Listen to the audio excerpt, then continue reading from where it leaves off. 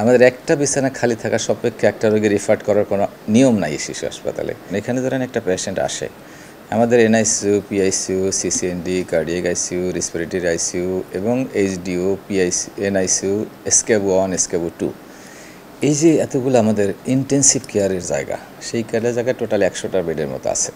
তো 100টা বেড যদি আমাদের এইগুলা স্পেশাল কেয়ার বেবি, যেগুলো কিন্তু ভর্তি না হলেই মারা যাওয়ার সম্ভাবনা বেশি, এই রোগীগুলো কিন্তু আমাদের ম্যাক্সিমাম সময়ই ভরা থাকে। এখন মনে করেন আজকে আমরা যেগুলো রাউন্ড দেওয়ার পরে ছুটি হবে, দেখা যাবে যে রাত্রে 9টার মধ্যে আবার সেটা ভরে যায়। এখন রাত্রে 9টার মধ্যে যদি ভরে যায়, তাইলে পরবর্তীতে যখন একটা রোগী আসে, আমাদের নির্দেশনা হয়েছে ইমার্জেন্সিতে রাখবা, ইমার্জেন্সিটা ট্যাকেল করবা, দরকার হলে তাকে স্যালাইন দেওয়া হবে, তার খিঁচুনি হলে খিঁচুনি ম্যানেজ করতে হবে, অক্সিজেন দিতে হবে, তার যে শ্বাসকষ্ট হয় তাকে নিউবলাইজ দিতে হবে। দেওয়ার পরে যদি সে সেটেলড হয় যে না এখন সে মুভ করতে পারবে, আমাদের ভিতরে কোনো বিছানা খালি নাই, তখন আমরা অন্যান্য সরকারি হাসপাতালে রিফার করার কথা বলি ইমার্জেন্সি থেকে।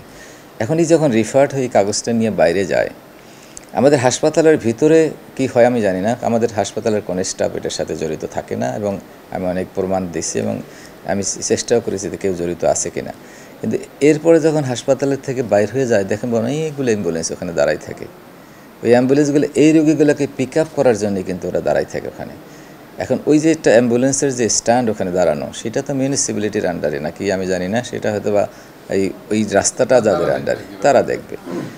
তখন ওরা হয়তো বা কোনো দালাল চক্রের পাল্লায় পড়ে যায়, বিভিন্ন ক্লিনিকে চলে যায়। কারণ এইটা ধরেন প্রত্যেকটা হাসপাতালের চারিদিকেই এরকম সিন্ডিকেট আছে।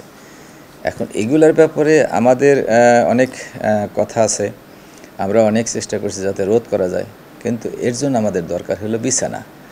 আমরা যদি অ্যাডিকুয়েট বিছানা দিতে পারতাম, তাহলে কিন্তু ওই রোগীগুলো ওখানে যাইতো না। আমাদের একটা বিছানা খালি থাকা সাপেক্ষে একটা রোগী রিফার করার কোনো নিয়ম নাই শিশু হাসপাতালে। এখন আমি ধন্যবাদ জানাচ্ছি ডিজি হেলথকে যে, এবং ওয়ার্ল্ড ব্যাংকের সহায়তায় আমাদের যে ওসেকটা তৈরি হয়েছে, যেটা one stop emergency service care centre, সেই ওসেকটা হচ্ছে এবং 10 বেডের একটা পিআইসিইউ হচ্ছে, ওরাই করে দিচ্ছে। বোধহয় জুন মাসের মধ্যে আমরা এটা চালু করতে পারবো। জুন মাসের মধ্যে ওদের এই প্রজেক্টটা মেয়াদ শেষ হয়ে যাবে। এখানে আমাদের 20টা বিছানা থাকবে। এখন রোগীগুলো আসলো, আমরা কিন্তু এখানে ইমার্জেন্সি সাপোর্টটা দিয়ে দেবো, সারা 24 ঘন্টা আমরা রাখতে পারবো।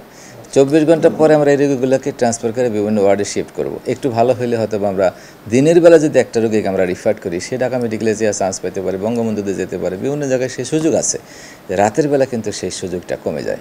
সেজন্য আমরা 24 ঘন্টায় সাপোর্টটা দেবো। এখানে 20টা বিছানা আমরা যদি রাখতে পারি, হ্যাঁ, তাহলে কিন্তু এই সমস্যার কিছুটা সমাধান হবে। সেই জন্যই আমি এই যে যেই কাজটা হচ্ছে আমাদের এখানে, সেটা তো আপনারা দেখছেন যে এটা কাজটা দ্রুত গতিতে আগায় যাচ্ছে। এইটা কনস্ট্রাকশন মানে কি, এটা অনেস্ট 12,000 স্কোয়ার ফিটের ইয়েতে honest of emergency service care centre. ইমার্জেন্সির সমস্ত ফ্যাসিলিটি এখানে থাকবে, ইমার্জেন্সি সার্ভিসের যত ফ্যাসিলিটি লাগে সব থাকবে। ইভেন এই একটা স্পেশাল ভেন্টিলেটর লাগলে সেই ভেন্টিলেটর দেওয়ার ব্যবস্থা থাকবে। ইকোকার্ডিওগ্রাফি করতে চাইলে করতে পারবে, এক্সরে করতে চাইলে পোর্টেবল এক্সরে থাকবে, পোর্টেবল আলট্রাসোনোগ্রাফিতে পোর্টেবল আলট্রাসোনোগ্রাফি মেশিন এখানে আছে। আমাদের এখানে সিপ্যাপ, বাইপ্যাপ সবই এইটার মধ্যে ইনস্ট্রুমেন্টের মধ্যে আছে। এইটা এস্টাবলিশড হতে দেন, তখন আমরা কিছুটা এই ইয়ে থেকে আমরা আশা করি কিছুটা হলেও পারবো। তারপরে তো নিড তো ডিমান্ড তো অনেক হাই।